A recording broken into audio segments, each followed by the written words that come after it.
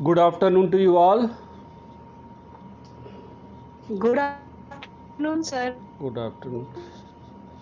आज हम लोग डिस्कस करेंगे शेरशाह सूरी के प्रशासन के अंतर्गत ही टॉपिक है भू राजस्व प्रशासन, मतलब लैंड रेवेन्यू एडमिनिस्ट्रेशन। अभी लास्ट टाइम हम लोगों ने डिस्कस किया था उसके केंद्रीय प्रशासन, प्रांतीय प्रशासन और स्थानीय प्रशासन, central administration, provincial administration and local administration also. Today I will discuss on land revenue administration of Sher Shah Suri. आज हम लोग शेरशाह सूरी के भू राजस्व प्रशासन के बारे में डिस्कस करेंगे। यह प्रशासन के अंतर्गत ही आता है, कभी कभी अलग प्रश्न यह आ जाता है, इसलिए हम इसको थोड़ा डिटेल में आपको पढ़ाएंगे। स्पेशली हमारा फोकस रहेगा भू राजस्व प्रशासन के ऊपर। जैसा कि नाम से ही स्पष्ट है, भू राजस्व, इसका इंग्लिश वर्जन हुआ लैंड रेवेन्यू, मतलब भूमि से प्राप्त होने वाला कर भू राजस्व कर कहलाता है, जो सरकार को किसानों के द्वारा जो पैदावार, जो फसल होती थी, जो उस पर खेती की जाती थी, उससे जो उपज होती थी, जो इनकम होता था, उससे सरकार टैक्स वसूल करती थी। यह किस प्रकार से किया जाता था, खेती किस प्रकार से होती थी, लगान का निर्धारण कैसे होता था और राजस्व का भुगतान कैसे होता था, कौन कौन से सिस्टम इसके लिए अडॉप्ट किए गए थे, ये सारी बिंदुओं पर हम आज डिस्कस करेंगे। सबसे पहले हम ये आपको बताना चाहेंगे कि शेरशाह सूरी के बारे में जो जानकारी हमने इसके पहले दी थी, और ये बताया था कि अब्बास खां शेरवानी जिसने तारीख़ शेरशाही लिखी थी, उसके द्वारा जानकारी दी जाती है, और उसी के आधार पर जो प्राइमरी सोर्सेज है उसके आधार पर doctor Kanungo, doctor R P. Tripathi, professor Nurul Hasan जैसे महत्वपूर्ण इतिहासकारों ने इसके बारे में विस्तार से इसको डिस्क्राइब किया है। तो यदि हम ये देखते हैं कि सबसे पहले काम शेरशाह सूरी ने ये किया था कि लैंड का मेज़रमेंट कराया था। हम जैसा कि पहले जानते हैं कि सल्तनत काल में आप लोगों ने पढ़ा था कि Alauddin Khalji was the first Muslim ruler who tried to measurement of land, जिसने कि भूमि को पैमाइश करने का प्रयास किया था, मेज़रमेंट करने का प्रयास किया था। And during the medieval period, Sher Shah Suri as according to Qanungo, Sher Shah Suri was the first Afghan ruler who tried to measurement of land, जिसने भूमि की पैमाइश करने का प्रयास किया। सबसे पहले उसने लैंड का मेज़रमेंट कराया, और इसके लिए उसने अहमद खां को सर्वेक्षण के लिए नियुक्त किया। Sher Shah Suri appointed to Ahmad Khan for the measurement of land in his empire. Sher Shah Suri ने साम्राज्य की भूमि का सर्वेक्षण करने के लिए सबसे पहले अहमद खां को नियुक्त किया था, और अहमद खान को जो भूमि का मेजरमेंट करने का जो टास्क दिया गया था, उसका जो बेस था मूल रूप से वह ये था कि लैंड को बीघों में परमाइश किया जाना है। मतलब प्रत्येक जो लैंड का मेजरमेंट होना है वो बीघा में उसका क्षेत्रफल निकाला जाना है। बीघा का मतलब ये होता था इच द लैंड, बीघा का मतलब होता था कि एक बीघे के अंतर्गत कितनी लैंड आती है, जिसका एरिया था the area of land, the area of land was 3600 square गज, है ना।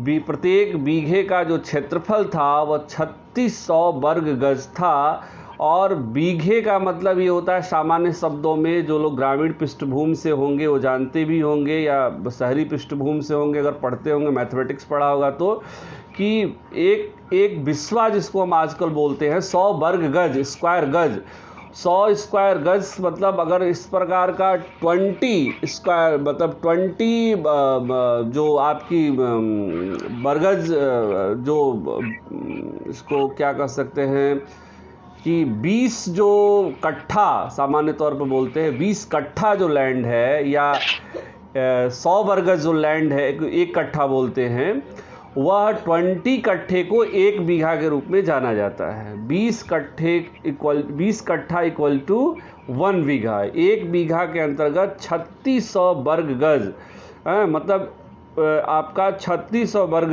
गज का 1 बीघा होता था। शेरशाह सूरी ने इसको पैमाइश कराया था।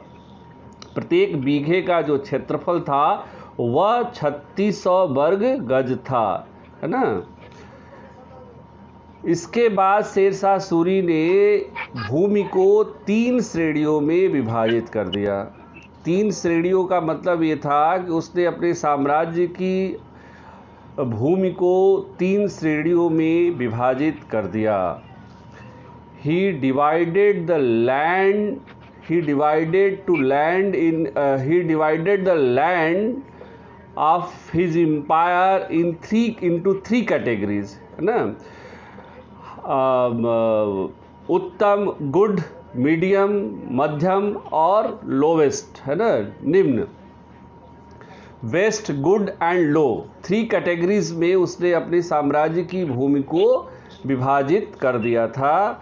और इन तीनों श्रेणियों की भूमि की पैमाइश कराई थी और उसकी जो प्रोडक्शन वैल्यू थी, जो उत्पादन क्षमता थी, उसके आधार पर कुल उत्पादन का 1/3 लगान के रूप में वसूल किया था। इसे जाप्ती सिस्टम के नाम से जाना जाता था।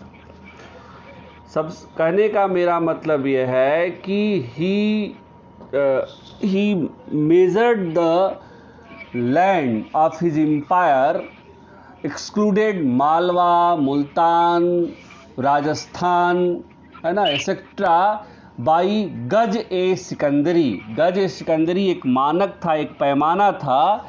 मतलब गज ए सिकंदरी आपका 32 इंच या 39 अंगुल का होता था। 32 इंच या 39 अंगुल का होता था, पहले इसी पैमाइश की जाती थी।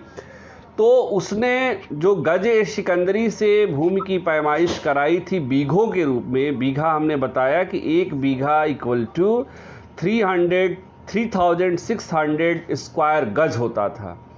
और इसमें जो लैंड थी उसकी 3 कैटेगरी उसने बनाई, वेस्ट, गुड और जो बेस्ट था, जो मीडियम था और जो लोवेस्ट था, है ना। 3 श्रेणी उसने बताई, उत्तम, मध्यम और निम्न श्रेणी। तो इस प्रकार से शेरशाह सूरी ने सबसे पहला काम ये किया कि अपने साम्राज्य की भूमि का उसने मेजरमेंट कराया, उसने मेजर्ड कराया। पंजाब, राजस्थान, मुल्तान, मालवा को छोड़ करके साम्राज्य की समस्त भूमि का मेजर्ड कराया। उसके बाद से उसका औसत उपज निकाला गया, उसका एवरेज, उसकी प्रोडक्शन वैल्यू देखी गई और उसके बाद कुल उत्पादन का 1/3 लगान निर्धारित किया गया। The land revenue was determined on the basis of metering and productivity of land, है ना। 1/3 of सर इधर तरफ आपकी आवाज नहीं आ रही है साफ। 1/3 of the total land।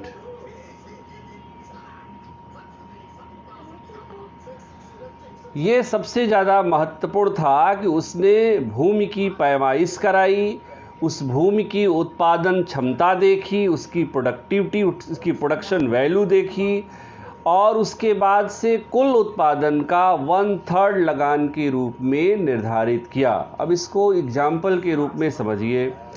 जैसे कि मान लीजिए कि 1 बीघा है। 1 बीघा के बराबर हमने बताया कि आपका 100 बरगज का एक बिस्वा होता है। एक बिस्वा मतलब 20 बिस्वा इक्वल टू 1 बीघा, या 20 katha equal to 1 bigha. 1 bigha equaling to 3600 square gaj. एक बीघा 3600 वर्ग गज का था। एक बीघा के अंतर्गत 20 कट्ठा या 20 बिस्वा होता था।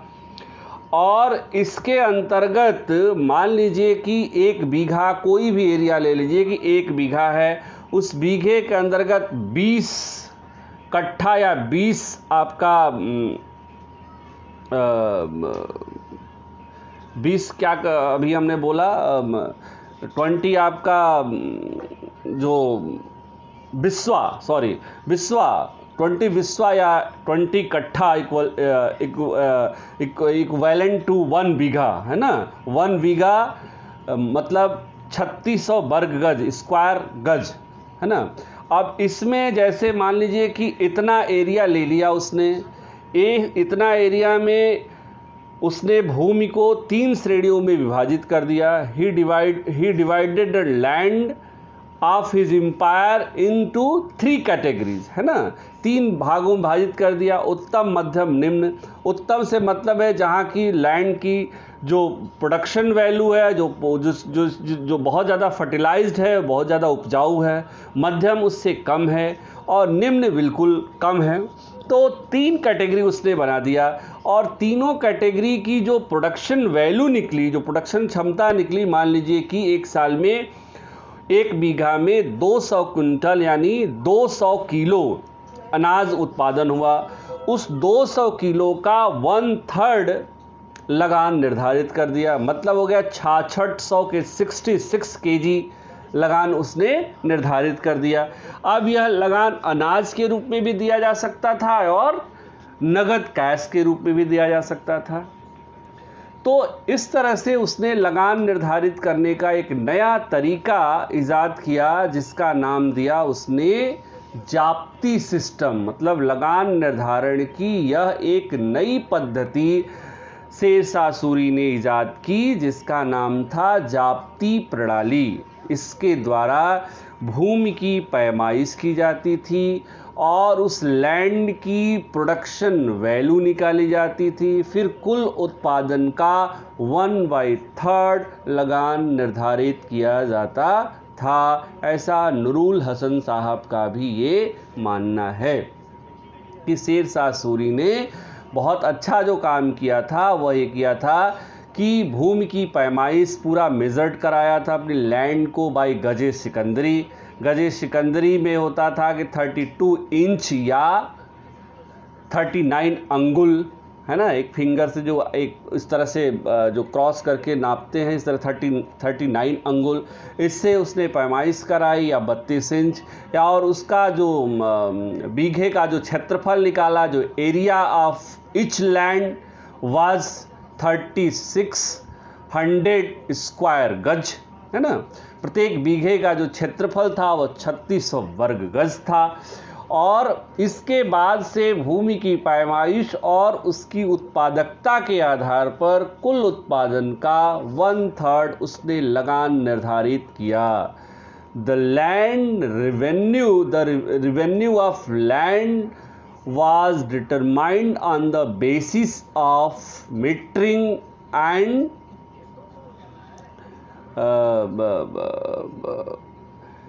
जो मीटरिंग के अलावा जो प्रोडक्टिविटी ऑफ लैंड, है ना, productivity of land 1/3 of the total land, है ना।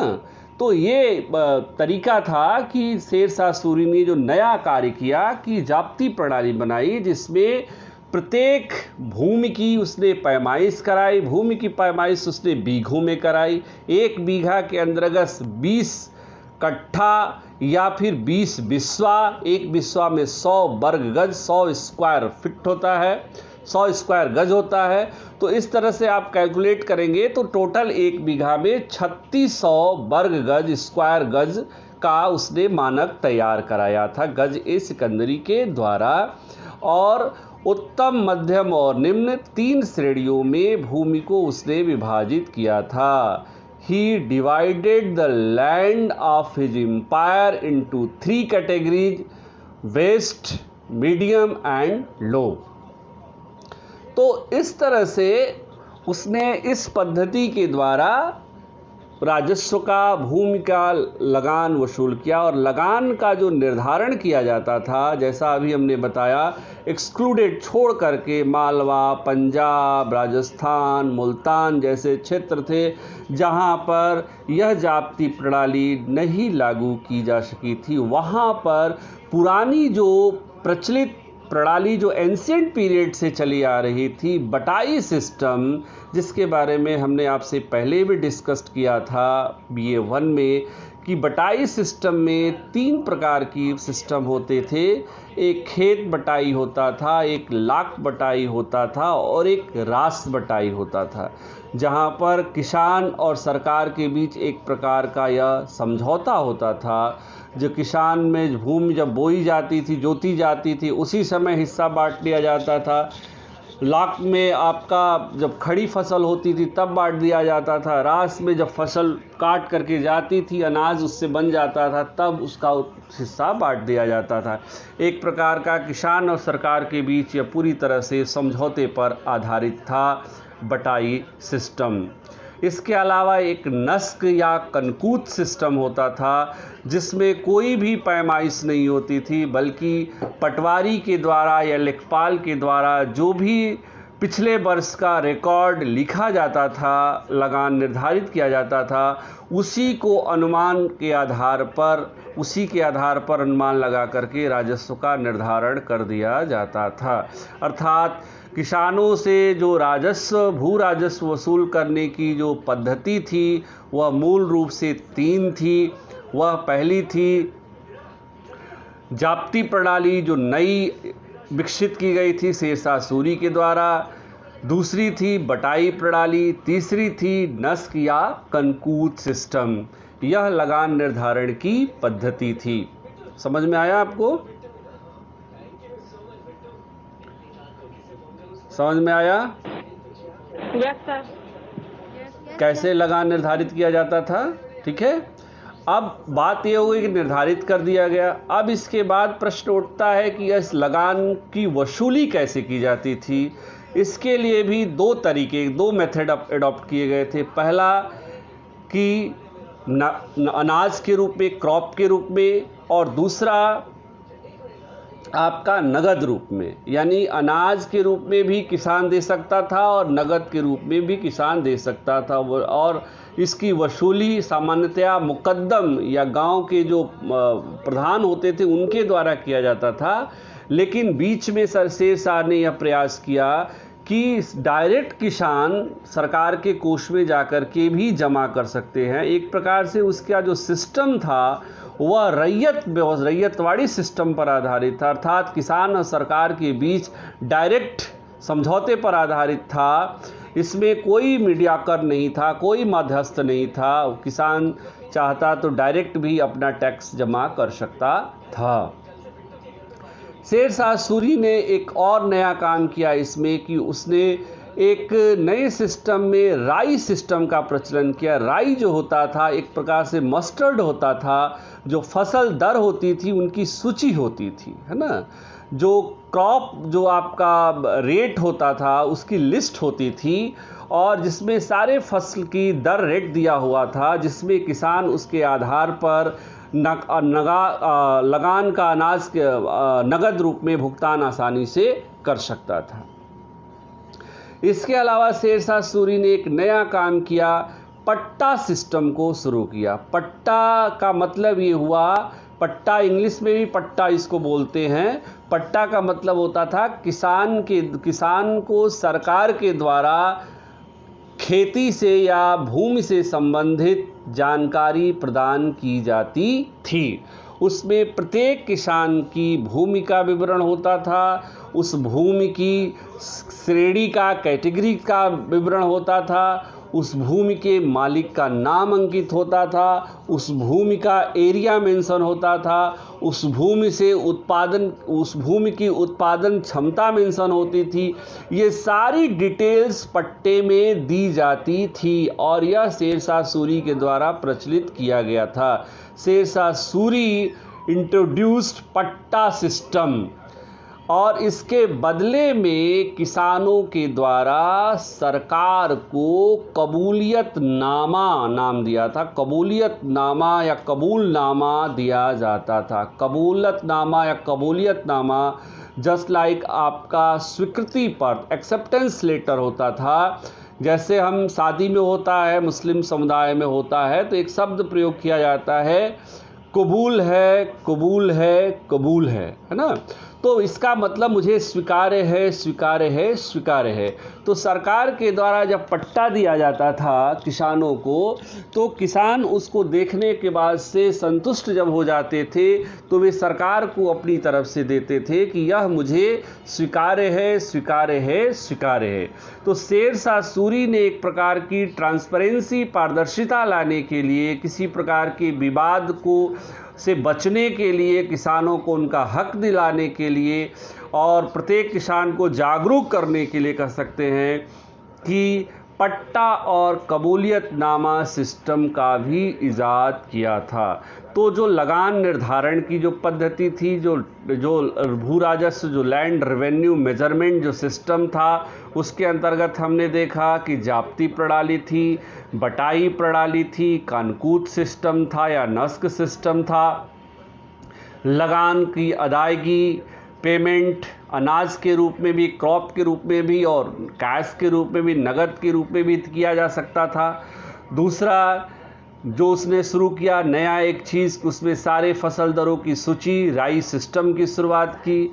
तीसरी जो नई चीज़ दिखाई पड़ी उसमें कि उसने पट्टा और कबूलियतनामा शुरू किया। पट्टा जिसमें खेती से संबंधित सभी प्रकार के विवरण दिए जाते थे किसान को, और किसान के द्वारा सरकार को उसकी कबूलियतनामा प्रस्तुत किया जाता था। इसके अलावा बटाई सिस्टम भी प्रचलन में था और नस्क कानकूत हमने जिक्र आपसे किया ही था। अब ये भू राजस्व के अलावा भी शेरशाह सूरी ने 2 नए टैक्स लगाए थे जिनका नाम था जरीबाना और महाशिलाना। जरीबाना का मतलब ये हुआ सर्वेक्षण शुल्क, जो आपका मेजरमेंट कर सकते हैं कि जो चार्जेस थे, जो पैमाइश की जाती थी भूमि की, उसके बदले में उसका चार्ज लिया जाता था, जो भू राजस्व का 2.5% मतलब 2.5% होता था। और दूसरा महाशिलाना का मतलब होता था कर संग्रह शुल्क, मतलब कि जो टैक्स कलेक्शन चार्ज जो भू राजस्व का 5% होता था।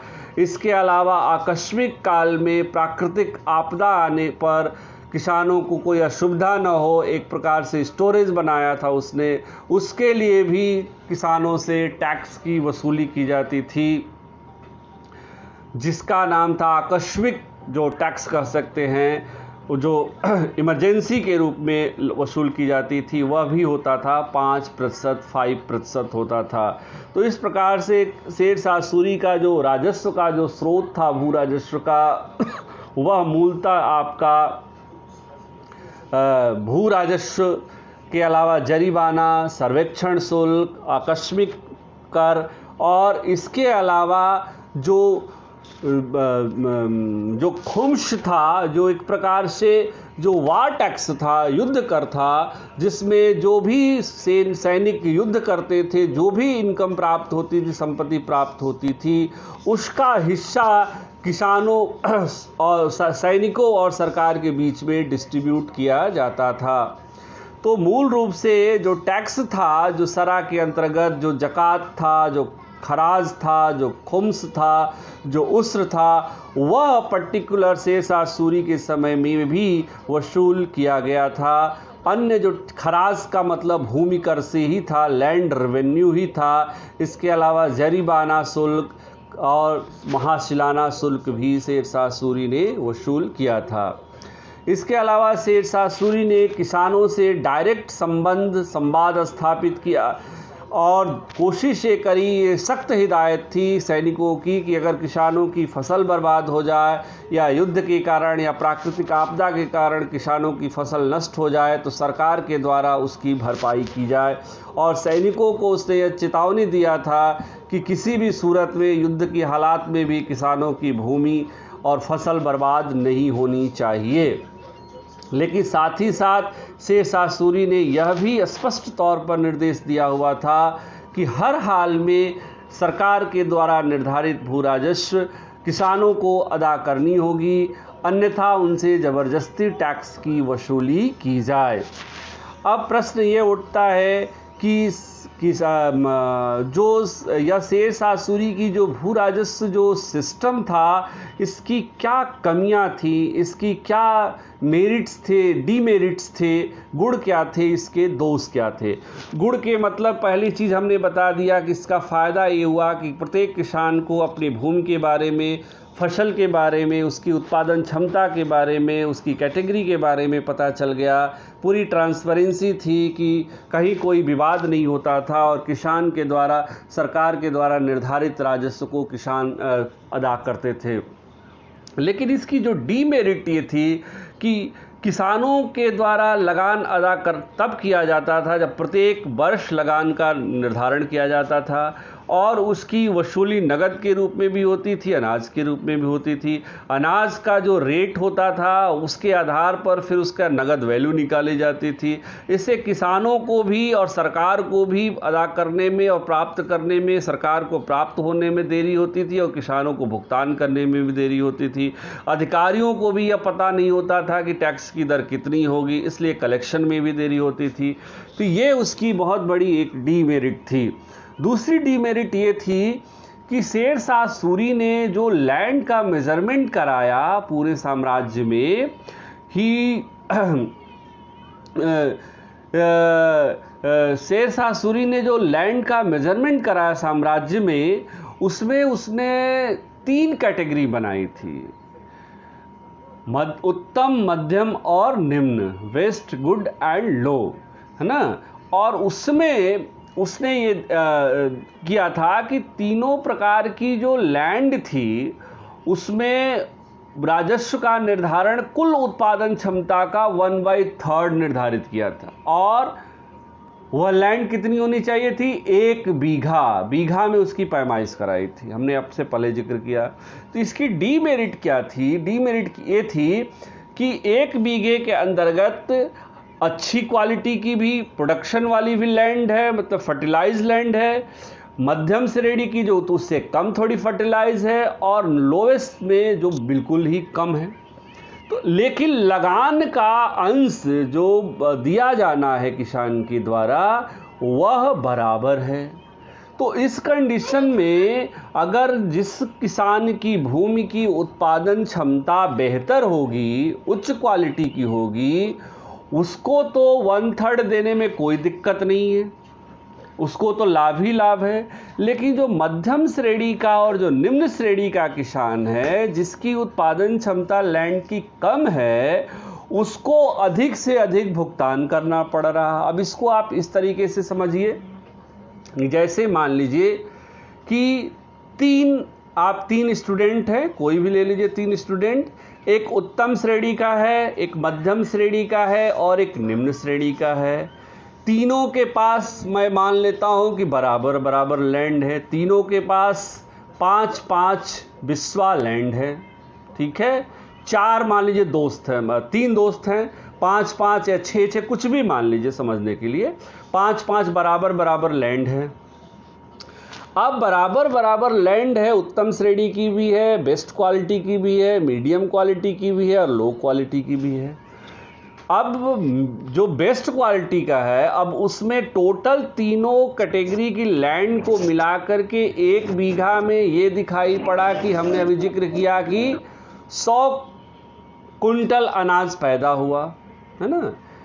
1 बीघे में 100 कुंटल अनाज पैदा हुआ, या 100 केजी समझने के लिए सामान्य समझ, 1 कुंटल अनाज पैदा हुआ, 100 केजी अनाज पैदा हुआ।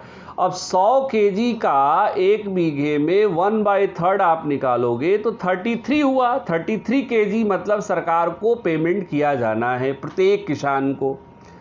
अब प्रत्येक किसान को पेमेंट किया जाना है तो जो उत्तम श्रेणी का किसान है उसके बिस्वा में या उसके जो 5 बिस्वा उसका जो हिस्सा है, उसके हिस्से में अगर ज़्यादा प्रोडक्शन हुआ है तो उसको 33 केजी देना पड़ रहा है, जबकि उसके यहाँ मान लीजिए ज़्यादा प्रोडक्शन हुआ है। स्वाभाविक सी बात है कि ज़्यादा होगा। लेकिन यदि मध्यम श्रेणी का है, उसकी उत्पादन क्षमता लैंड की उतनी नहीं है, 30 ही है, 30 केजी उसके उत्पादन हुआ है। लोवेस्ट श्रेणी का उससे भी कम 20 केजी उत्पादन हुआ है, तब भी उसको पेमेंट करना पड़ रहा है कितना? 33 केजी। तो जाहिर सी बात है कि उत्तम श्रेणी का किसान जिसकी भूमि से पैदावार 50 केजी हुआ है उसको 33 देना पड़ रहा है, जिसको 30 केजी हुआ है उसको भी 33 देना पड़ रहा है, जिसका 20 केजी है उसको भी 33 देना पड़ रहा है। तो ऐसी स्थिति में उन किसानों को इससे नुकसान था जिनकी भूमि मध्यम श्रेणी की थी या निम्न श्रेणी की थी। लेकिन इसका सकारात्मक पॉजिटिव जो पहलू यह है वो यह है कि इससे द्वारा किसान अपनी लैंड की प्रोडक्शन वैल्यू को फर्टिलाइज्ड करने के लिए अधिक से अधिक प्रयास कर रहे थे, ताकि उनकी लैंड में अधिक से अधिक फायदा हो सके और इससे सरकार को भी फायदा होगा। क्योंकि जो मध्यम, उत्तम और निम्न श्रेणी की लैंड है जहां उत्पादन 100 केजी था, अगर किसान के द्वारा अपनी लैंड की प्रोडक्शन वैल्यू बढ़ाने के लिए प्रयास किया जाएगा तो 100 की जगह अगर 200 होगा तो 200 का 33% आप जोड़ेंगे तो जहां पहले 33 केजी इनकम होती थी सरकार को, वहां पर अब एग्जाम्पल के रूप में वह 66 केजी पहुंच जाएगा, है ना। तो सरकार को भी फायदा होता है इस सिस्टम से और किसान को भी फायदा होता। इस दृष्टि से देखा जाए तो शेरशाह सूरी की यह जाप्ती प्रणाली बहुत अच्छी थी और उसने हमेशा किसानों के हित में कार्य किया, समान रूप से प्रयास किया कि किसान और सरकार के बीच संबंध निरंतर बना रहे, किसानों को किसी प्रकार की असुविधा न हो। उनकी कृषि में पैदावार बढ़ाने के लिए उसने उनको ऋण भी दिए और बराबर यह प्रयास किया कि उनकी फसल नष्ट न होने पाए, अगर बर्बाद होती थी तो उसके लिए भी वह भुगतान करने की बात कहता है। तो शेरशाह सूरी का जो प्रशासनिक क्षेत्र में जो भू राजस्व प्रशासन है वो उच्च कोटि का है और इसी के आधार पर आगे चल कर के अकबर ने नया जो अपना भू राजस्व सुधार किया था उसमें एक नई चीज़ बस यही जोड़ी थी, आईन-ए-दहशाला। इसलिए यदि आपको शेरशाह सूरी का या भू राजस्व प्रशासन समझ में आ जाएगा तो अकबर के काल में जो भू राजस्व प्रशासन था, जिसको हम पूरे मुगल राजस्व प्रशासन के नाम से जानते हैं, वह आपको क्लियर हो जाएगा, क्योंकि इसी के बेस ये सारी चीज़ें अकबर के काल में थी। थोड़े बहुत परिवर्तनों के साथ संशोधित रूप में अकबर ने आगे चल कर के मुगल राजस्व व्यवस्था को, भू राजस्व प्रशासन को लागू किया था। उसमें एक नई चीज़ जोड़ी थी, आईन-ए-दहशाला। जब हम पढ़ाएंगे अकबर तो उसको भी बताएंगे। आपको समझ में आ गया? Yes sir. किसी को कोई डाउट? No sir. एक्चुअल में हम ये बताना चाहेंगे आपको कि शेरशाह सूरी का यह जो टॉपिक हम पढ़ा रहे हैं आपको, शेरशाह सूरी का प्रशासन, यह 4th यूनिट का है और 4th यूनिट में अलग से केवल शेरशाह सूरी का भू राजस्व प्रशासन भी पूछ दिया जाता है। इसलिए भू राजस्व प्रशासन को आपको डिटेल में हमने इसीलिए बताया और आपको यह जानना भी पड़ेगा। और अगर केवल प्रशासन पूछा जाएगा शेरशाह सूरी का, तब भी इसको शॉर्ट में आपको भू राजस्व प्रशासन थोड़ा सा लिखना होगा। केंद्रीय प्रशासन, प्रांतीय प्रशासन, स्थानीय प्रशासन के साथ साथ भू राजस्व प्रशासन को भी बहुत संक्षेप में आपको बताना होगा। लेकिन आपको डिटेल में जानना इसलिए ज़रूरी है क्योंकि अगर केवल प्रश्न आ गया शेरशाह सूरी का भू राजस्व प्रशासन, तो आप अगर डिटेल में पढ़ी रहेंगी तभी आपको समझ में आएगा। तो हम लोग डिस्कस कर रहे हैं 4th यूनिट को, ठीक है? सर हाँ बोलिए। सर आपने बताया था कि शेरशाह सूरी ने किसी से मेजरमेंट करवाया था, सर उसका नाम क्या था? Ahmad Khan. Okay sir, thank you. और योर कॉन्सेप्ट आर क्लियर? आपका कॉन्सेप्ट क्लियर हो गया है? किसी को कोई डाउट? बोलिए।